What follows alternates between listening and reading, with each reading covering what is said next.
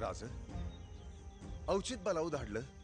कान्होजी काका, उद्याच्या युद्धाची आपली एक योजना तर तयार आहे, पण केवळ एकाच बाजूने विचार करणं योग्य ठरणार नाही.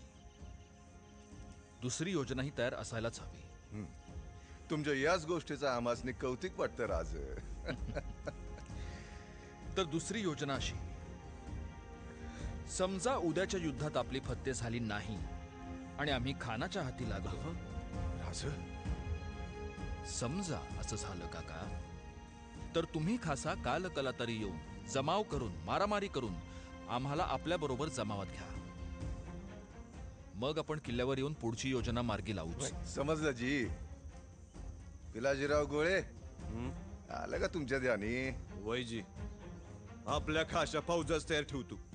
बघू की आपण असताना राजांना कोण हात लावतो ते.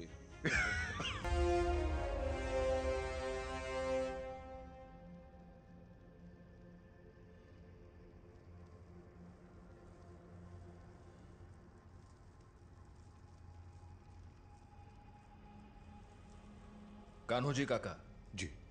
दिपाई आऊसाहेब, नेतोजीराव, तान्हाजीराव, सगळ्यांनीच आता नीट समजून घ्या. खानाचं सैन्य इथे कोयनेच्या तीरावर बेसावध आहे. इथून 3 वाटा फुटतात.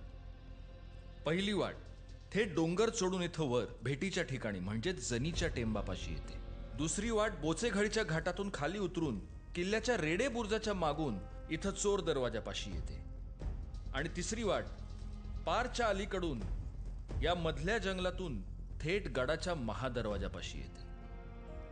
आणि चौथी वाट पारच्या घाटातून बाहेर पडून कुंभरोशीपाशी आंबेनळीच्या घाटाला येऊन मिळते.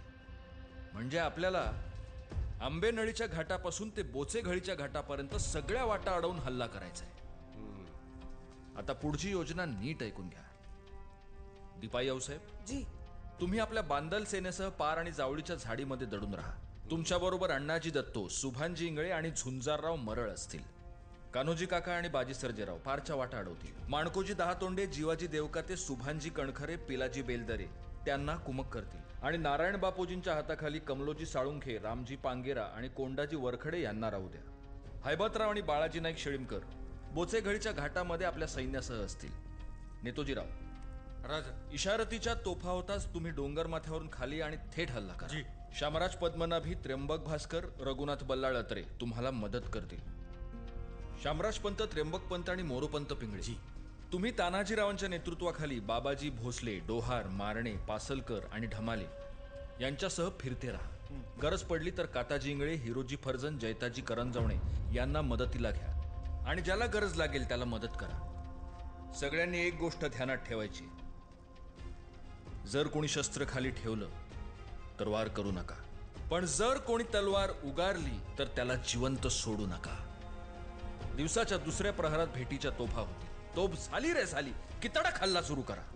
आम्ही भेटीत विजय पाहून येऊच, पण भेटीमध्ये नेमकं काय घडतंय याचा विचार न करता थेट हल्ला सुरू करा. सगळ्यात महत्वाचं, आपल्या सैनिकांना आज रात्रीच्या अंधारातच जंगलात जाऊन कमीत कमी पुढच्या 14 घटका झाडांमध्ये लपावं लागेल.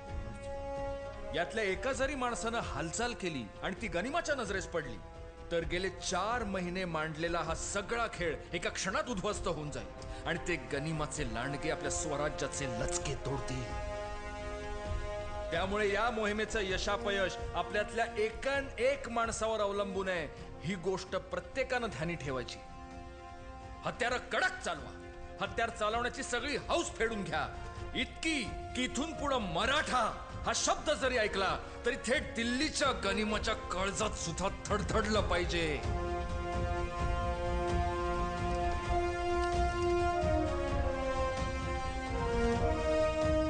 चला, उद्याच्या विजयासाठी आई भवानीला कौल लावू.